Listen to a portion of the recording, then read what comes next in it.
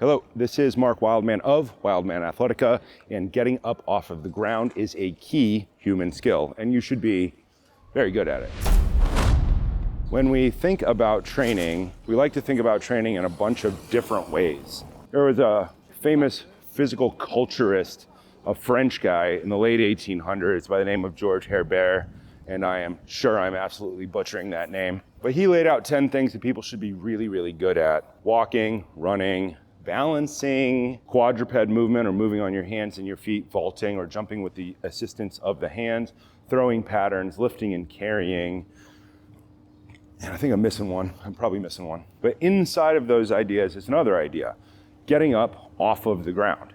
It's one of the first things you learn when you're young. When you're a baby, you lay on your back, you roll over, you get to a quadruped position, you get your hands and feet underneath you, you learn to stand up. After you learn to stand, you learn to walk, you learn to fall down, and then you learn to get up off of the ground. In order to be fit, you need to be fit for something. You might as well just start with the most important movements that humans do and build out from there. So all get-up programs are useful. Think of burpees are get-ups.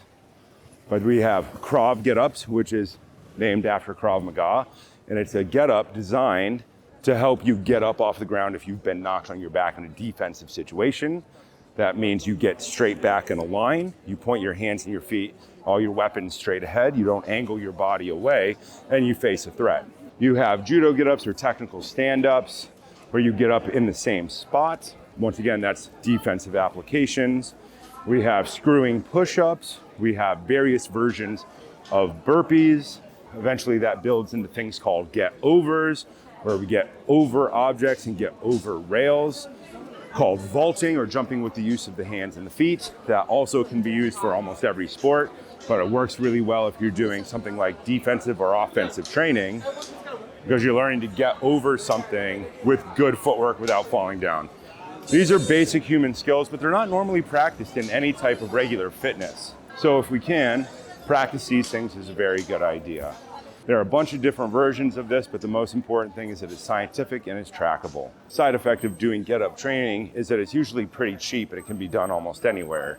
So pick a type of get-up. Could be a Krav Get-Up, could be a technical stand-up or a judo get-up, could be a burpee.